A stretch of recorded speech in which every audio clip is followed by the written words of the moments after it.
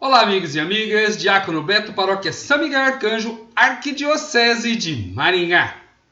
Estamos estudando o livro de Josué. Agora vamos começar a ver o povo se preparando para entrar na Terra Prometida, já no capítulo 1, a partir do versículo 10. Mas antes, que a Trindade Santa esteja conosco, ela que é Pai e Filho e Espírito Santo. Amém.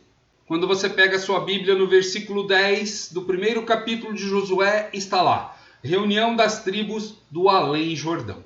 Nós temos que lembrar que a tribo de Gade e os Rubenitas e um pouquinho da tribo de Manassés escolheram um pedaço de terra, uma porção de terra, antes do Jordão.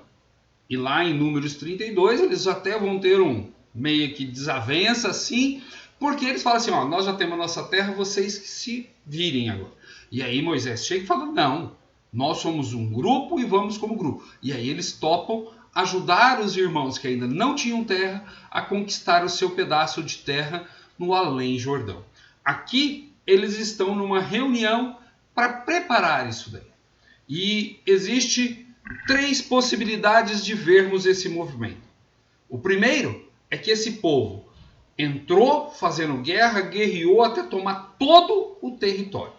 Primeira possibilidade. A segunda possibilidade é que eles foram entrando, conversando de mansinho e foram conquistando sua terra. Sem violência, mas numa ocupação contínua. E a terceira possibilidade, que houve uma intercalação entre momentos de violência, com momentos de paz, com momentos de ocupação pacífica. Então, ocupação pela guerra, ocupação pacífica ou momentos de guerra com momentos de paz.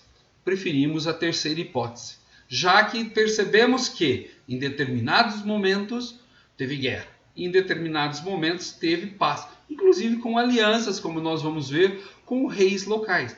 Ou, como veremos no capítulo 2, a família de Raabe, que ajuda o povo e depois vai ser integrada dentro do povo. Mas temos que fazer uma pergunta. Por que aquela sociedade tinha que ser destruída, guerreada? Nós vamos ver no capítulo 6, Jericó inteira sendo passado a fio de espada, em anátema. Precisamos perguntar isso daí. E a resposta vem olhando a forma da estrutura social, econômica e religiosa daquele povo.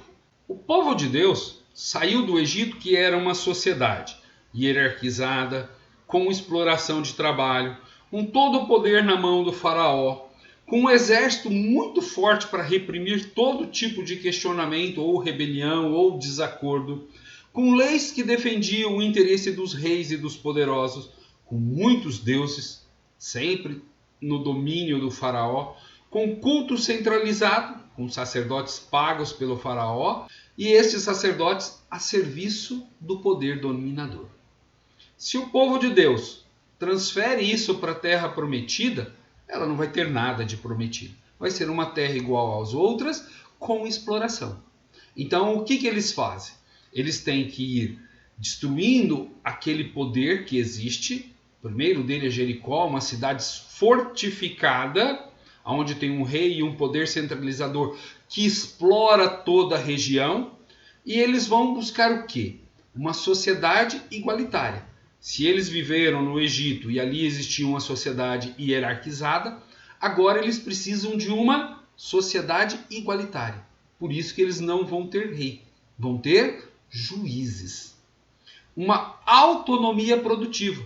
Vocês lembram da lei que José colocou lá em Gênesis 47, que tudo pertencia ao faraó e uma pequena parte ficava com o povo? Não. Agora a produção ficava com o povo, eles tinham alguns dízimos, não tão grandes, e não precisavam pagar nada a um poder centralizador. Eles queriam uma sociedade diferente.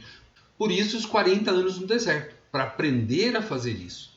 A descentralização do poder. Em vez de um rei, cada tribo tendo o seu ancião. Um poder descentralizado, e nos momentos difíceis aparece um juiz para coordenar a guerra. o bem de todos era defendido por todos. Ou seja, não existe um exército que você tem que pagar esse exército. Ah, nosso irmão lá do norte está tendo um problema. Eles pegavam um animal, cortavam tribos, mandavam um pedacinho para cada um e vinham guerreiros, homens em idade militar, de cada tribo para guerrear e assim defender aquele que estava sendo atacado. Com isso, ao acabar a guerra, voltava todo mundo para o seu campo para trabalhar. E não precisavam pagar o soldo, o salário do soldado. As leis, gente, são as leis de Deus. Os 10 mandamentos, o código deuteronomista e as leis que eles foram implementando ao longo do tempo para poder viver bem em sociedade. E não as leis feitas pelo faraó para beneficiá-lo exclusivamente. Fé só em Javé, não em muitos deuses, e Javé, o libertador, que está caminhando com o povo e o ajudando, e não aquele monte de divindades que existiu, tanto no povo que está ali na terra prometida ainda e que vai ser desalojado, como no Egito. E celebração da vida, e não os cultos ritualistas mortos que só serviam para falar que o povo tinha que ficar quieto, porque se eles discordassem de qualquer coisa, o céu e a terra iriam entrar em choque, todo mundo iria sofrer. Então precisava de submissão para os deuses estarem contentes. Não. Agora o povo vai olhar a sua liberdade, vai olhar a sua vida, vai olhar aquilo que tem que ser celebrado. Um Deus que é vivo, que fala, que ouve seu povo. E não um Deus que está ali apenas para proteger um escolhido, o faraó, como eram as muitas divindades do Egito ou agora desses povos cananeus. Para entendermos bem como que esse povo chega na terra prometida, faz sentido os 40 anos de deserto. Aqueles que viveram no Egito morreram, com exceção de Josué e Caleb. Um povo novo surge com novos conceitos, com nova visão e vai entrando na terra prometida.